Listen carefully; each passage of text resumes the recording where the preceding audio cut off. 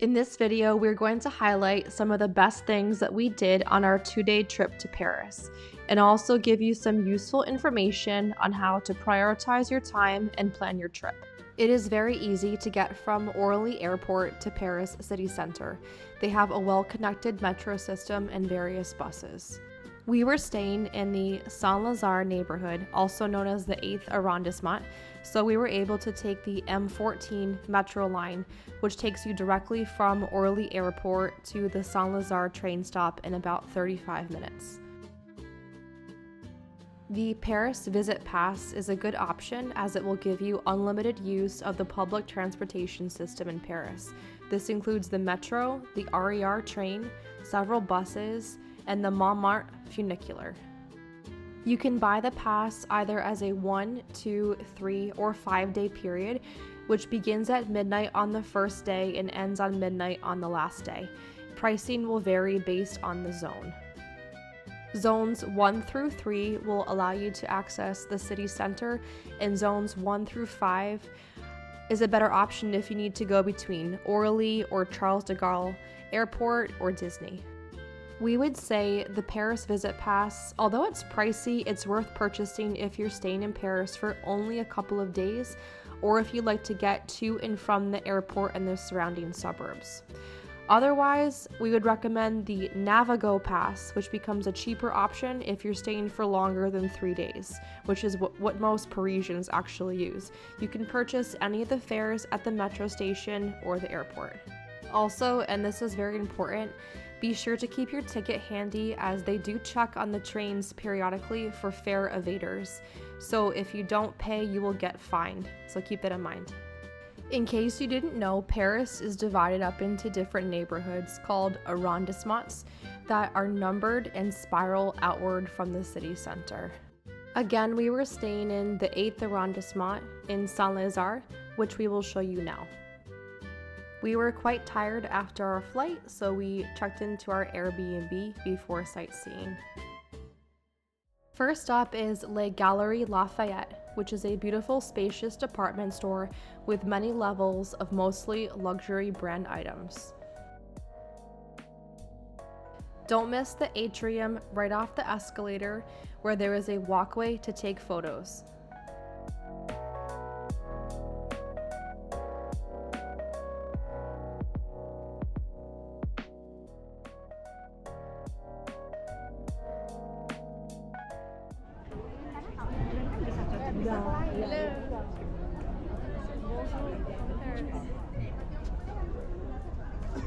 Also, be sure to check out the rooftop while you're there. It is free to enter, and you will get an amazing view of the Eiffel Tower. This seemed like a really popular sightseeing activity for tourists, so be patient if it seems crowded, especially if you're like us and we're there in the summer months.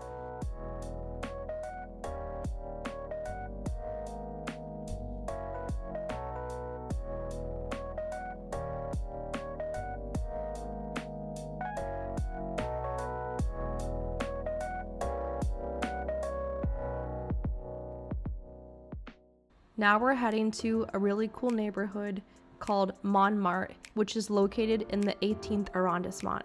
It is well known as a former artist district where Pablo Picasso and Salvador Dali once lived. There is no shortage of restaurants and cafes in this neighborhood. Il Duca is a wonderful Italian cafe that we stumbled upon. We had their fresh pasta and a side of garlic prawns with arugula. The food was delicious with a cozy cafe vibe. Also, the service was excellent and friendly, and we didn't even need to have a reservation, which was really great.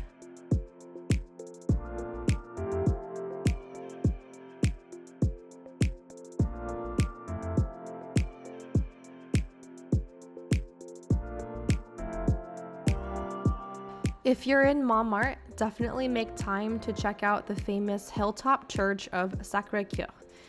You can purchase this as a single round-trip ticket. I believe it was 1 to 2 euros, but this is also included in the Paris Visit Pass if you already purchased this.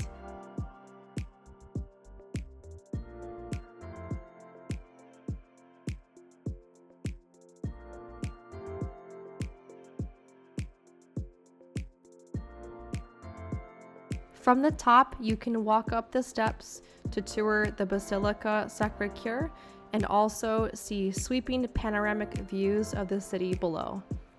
Just be careful in this area to keep your personal items close to you at all times, as it is a target for pickpockets. Also, be sure to keep your funicular ticket with you, as you will need it to ride back down to the Montmartre neighborhood below.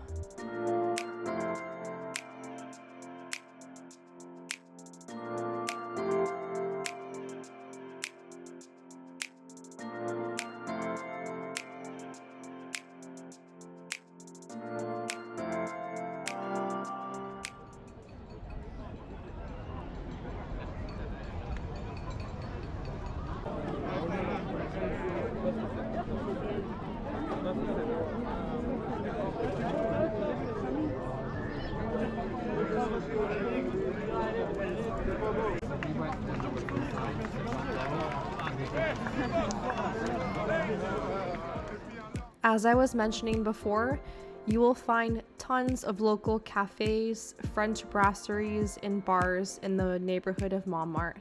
If we had more time, we definitely would have liked to have stayed here longer and would like to come back in the future.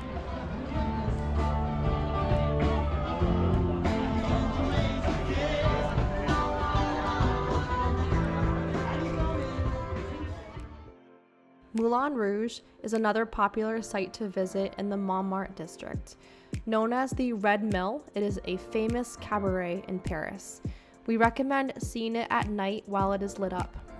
We didn't have time to go inside, but you can purchase tickets for dinner and a show to see the cabaret performance.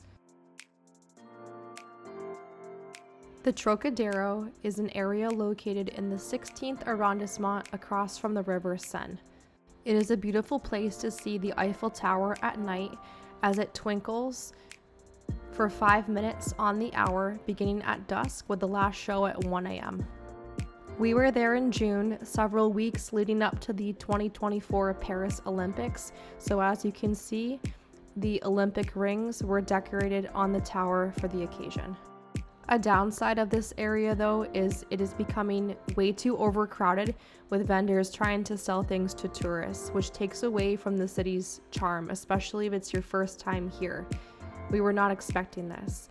But if you take the steps down toward the river Seine, it is possible to get a quieter view away from the crowds and vendors, which was actually much nicer and more peaceful.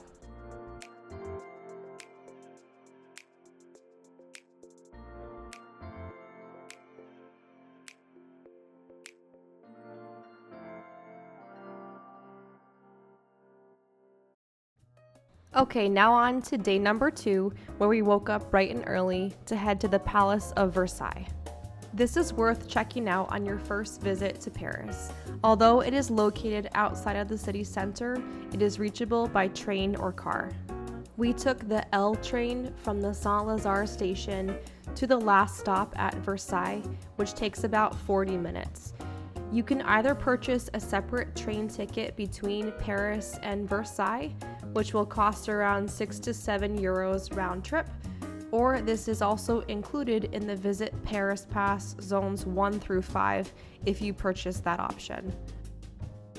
Once you reach the last stop on the train, you can either walk an additional 15 to 20 minutes or take an Uber directly to the palace from the train, which is what we did. You will need to purchase tickets well ahead of time on the official website online for the date of your choice.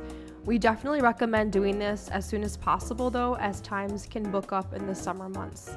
You have the option to book the passport for 32 euros, which will allow you a timed entry to the palace, the gardens, and the entire state of Versailles. There is also a palace-only ticket for 21 euros, but note this only allows you to enter the palace. Good morning. Good morning. We're in Versailles. Allora, quelli delle 10. Chateau de Versailles. So as you can see, you probably want to come early in the morning. I would say either 9 or 10 o'clock because it starts to get very crowded here. But you can still wander around and not feel overly crowded with tourists, but don't come in the afternoon.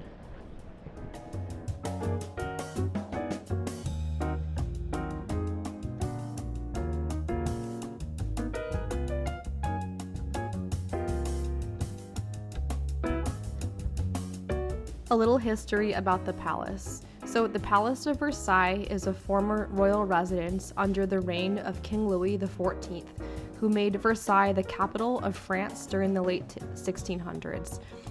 It has become a well-known epicenter of French art and culture, and today is protected as a UNESCO World Heritage Site.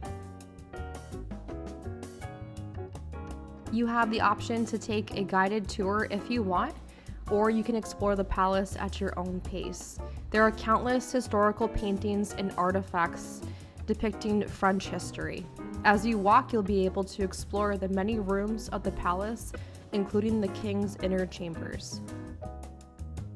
The most impressive room in the palace is the Hall of Mirrors, built to commemorate King Louis XIV.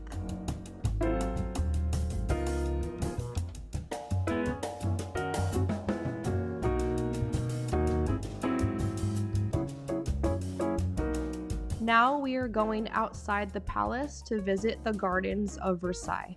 Remember, to access the gardens, you need to show your passport ticket at a separate entrance. The best times to visit the gardens are in the spring and the summer months, as flowers and trees will be in full bloom. The grounds are meticulously manicured and adorned with various fountains and sculptures.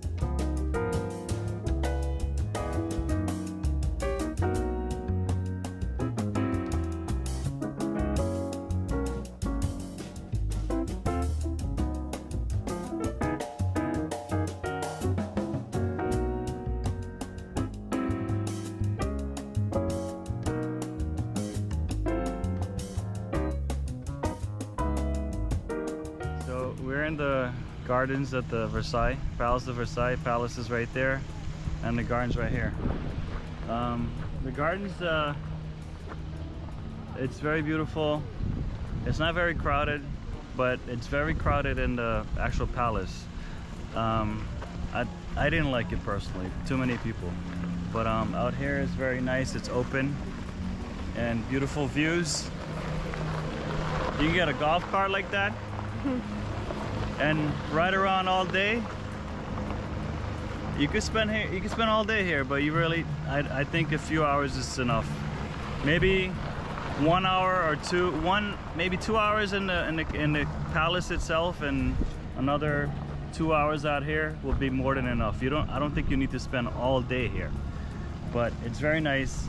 Lots of photo opportunities, and if you get your ticket in advance, you could just like cut through the line. You don't really have to wait in line, so just get your ticket in advance. After our morning in Versailles, we took the train back to the Saint-Lazare neighborhood and had lunch at Serta, which is a fantastic local French brasserie. Luckily, we were able to walk right in for lunch and did not need reservations. We had steak frites with a salad and salmon with rice and avocado. The food was outstanding and the service was so attentive and friendly. Highly recommend.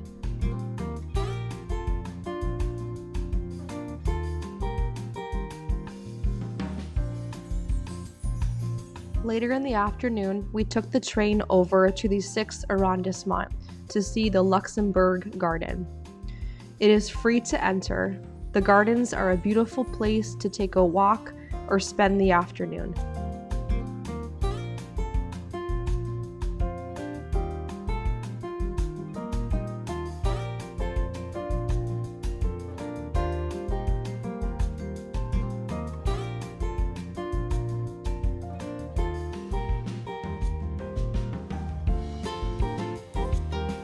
The gardens have beautiful plantings. They highlight over 100 statues, the Medici fountain, and there is also a pond where you will see many children playing with toy sailboats.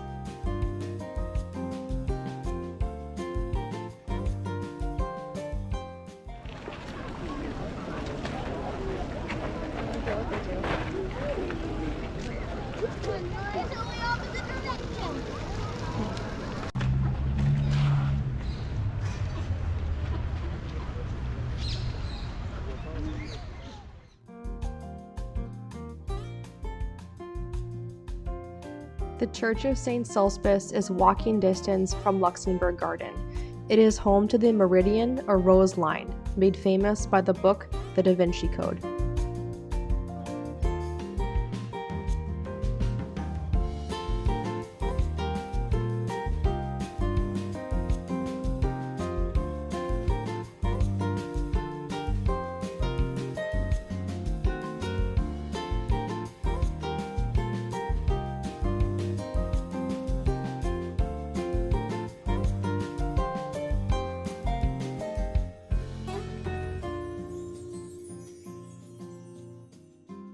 Taking a cruise on the River Seine is a very popular tourist activity.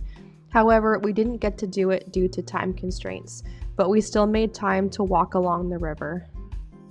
Later that evening, we headed over to the 4th arrondissement to see the Notre-Dame Cathedral, which is widely recognized as a symbol of Paris. It was completed in the year 1260 and has undergone many restorations, including a current one due to a fire in 2019.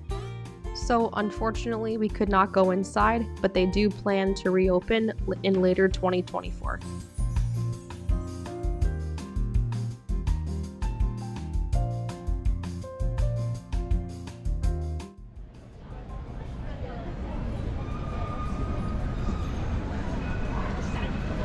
Enchanté and santé.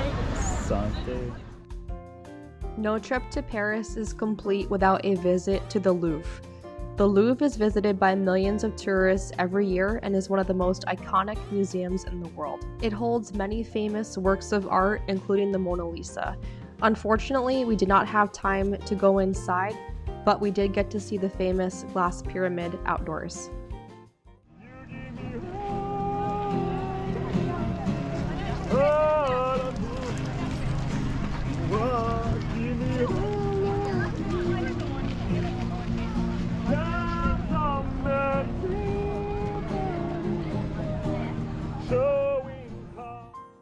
Tuileries Garden is a beautiful outdoor green space located between the Louvre and the Place de la Concorde in the 1st arrondissement. It is also near the River Seine. It's free to enter and is a very popular place to walk, run, and spend time outside in the afternoon.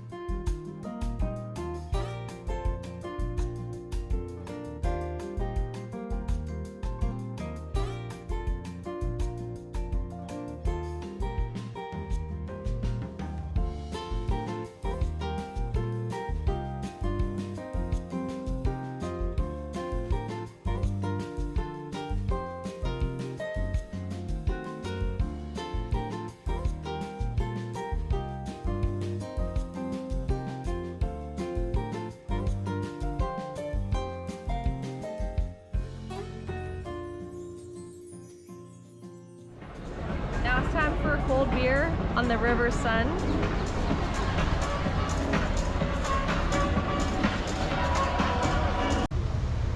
Another water break. Santé.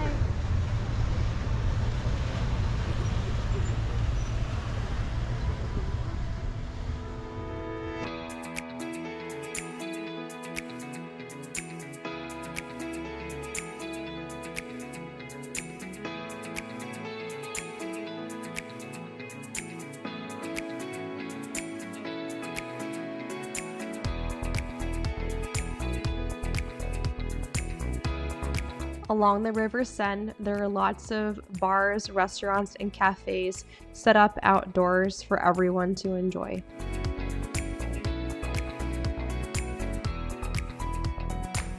Later that evening, we walked across the Pont Alexandre III bridge, which crosses the River Seine.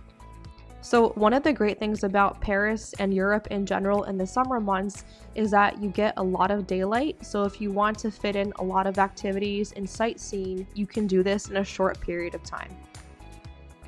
Although the bridge is very beautiful, unfortunately, there was a lot of scaffolding set up for the opening ceremony of the 2024 Summer Olympics, but this should be gone when you come.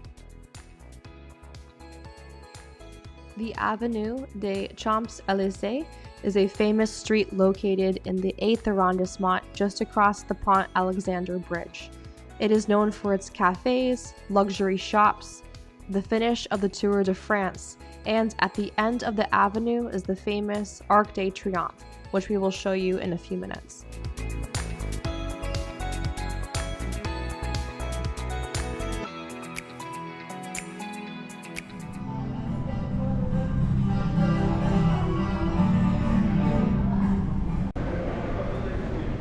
So if you want to avoid running across the roundabout, which is not wise and very dangerous, please walk underneath the subway is, and it will bring you directly to Arc de Triomphe. Follow the signs, walk under the roundabout in the tunnel.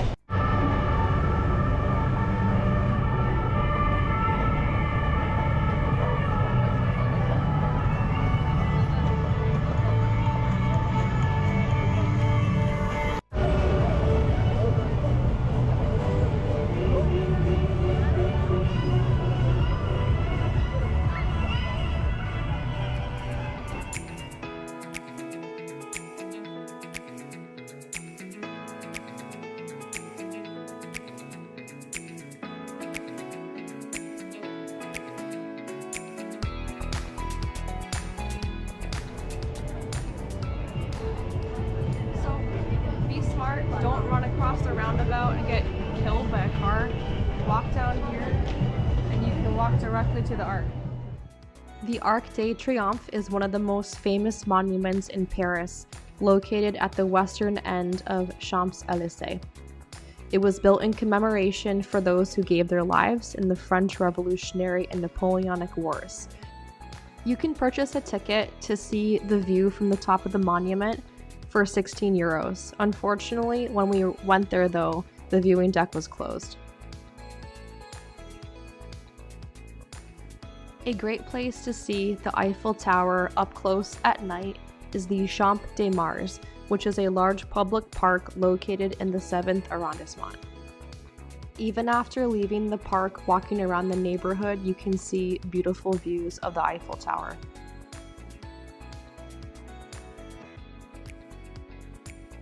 Nearby, we found a really nice French brasserie, Le Suffren. Luckily, Le Suffren was open late and did not require reservations. We had local beer, a fish fillet, escargot, and a beef dish. All of the food was really delicious. There are definitely some restaurants in Paris where you would most likely need a reservation, but from our experience, we found that many restaurants had ability to accommodate walk-ins, which we appreciate because we don't always like to be on a strict timeline while we're traveling. Thank you guys so much for watching our video of our trip to Paris. Although there is so much more you can see and do than we had time for in just 2 days, hopefully you find this helpful and it inspires you to visit Paris for the first of hopefully many times to come. Please give this video a like and subscribe to our channel so that we can continue to bring you more videos of our future travels.